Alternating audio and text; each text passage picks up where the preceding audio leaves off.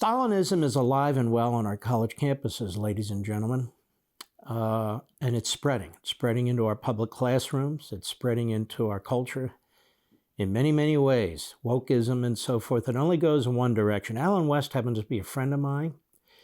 He's an American combat hero. He served multiple tours, including in Iraq.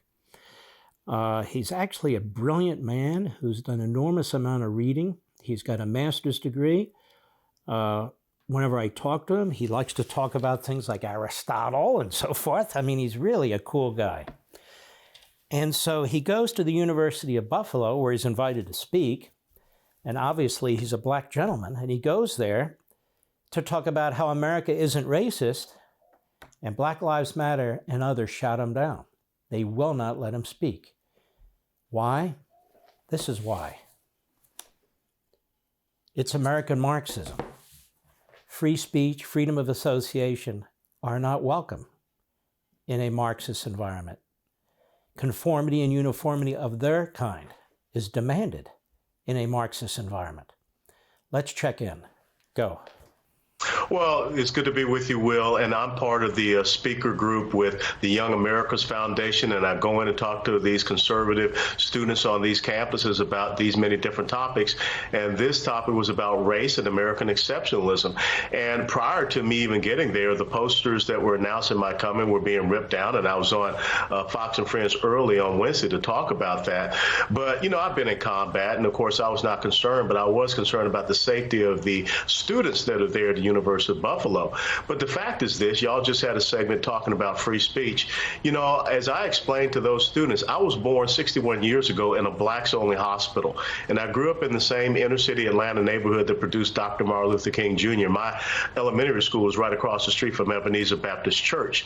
So if you want to talk about race and American exceptionalism, why shouldn't a black man that was born 61 years ago in a blacks-only hospital, that rose to the ranks to become a lieutenant colonel when his dad was just a corporal in the Army, and a segregated Army, became a member of the United States House of Representatives. But these kids want to be victims. They don't want to hear that. They're very militant. They're very radical. And I'm glad that we exposed them.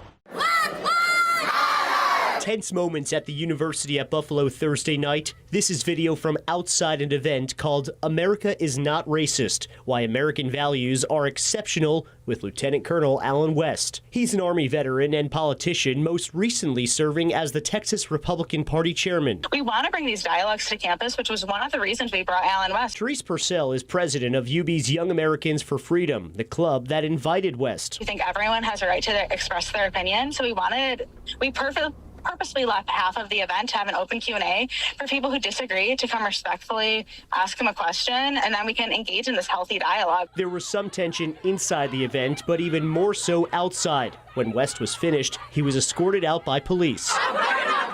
Purcell says West was followed by hundreds of students and claims she was followed as well. I started to sprint away from them and thankfully got like a second ahead of them and darted into one of the men's bathrooms. And while I was in the bathroom hiding from them, I could hear screaming throughout campus of, "Where is she? Where is she? We need to find her. Where is she?" University police tell me they've received reports of harassment by protesters against some club members, and some people who disagreed with the event said they received threats online. There were a lot of comments online saying things like that students were animals, that students were going to get shot up. We actually did. So we were going to be target practice. We were told that we were target practices. UB did release a statement saying in part, quote, "As a public university, all members of the UB community and invited guests have a right to peacefully express their views and opinions, regardless of whether others may disagree. This includes the right of individuals to oppose the views or opinions of others, including peaceful protests, but not in such a way as to limit or prevent the speaker's freedom of expression or interfere with university operations." Without a doubt, the University of Buffalo should be ashamed of what they allowed to happen. The fact that a 22-year military veteran and a former member of the United States House of Representatives that just so happens to be a black man had to be escorted out by police. I mean, I remember the days when black students had to be escorted onto college campuses. But now, because of radical militant black students, I have to get escorted out. There's something that has to change. A college and university environment is supposed to be about the free and open sharing of thoughts, perspectives, and and ideas. But the progressive socialist left, by way of fear, intimidation, coercion, and ultimately violence, this is how they suppress any other thoughts, free speech, and we cannot have that happening here in the United States of America. He's so right. And in fact, this is happening beyond the college campus now. There are efforts to silence parents, as you well know, even with criminal threats from the Department of Justice and Merrick Garland in the Biden administration. There are efforts to create ideologically indoctrinated little babies on transgenderism and critical race theory without telling parents. And that's underway, and Florida said, no, you can't do that. And of course, Florida's under attack for doing that, which is exactly right what they're doing. Parents have rights, and little kids have a right not to have their brains molested. And that's what's taking place. And you can see this all across the spectrum. You can hear it in the vile attacks by Joe Biden. If you're trying to fix the voting system that was ruined as a result of the pandemic and the left, you're part of the Jim Crow mentality and Jim Crow of the past. Of course, Biden actually was, to be quite frank about it. So this attack on free speech, led by the Marxist left, led by big tech, led by the corrupt media, led by the Democrat Party, led by academia and so forth, will kill this society. It will destroy it.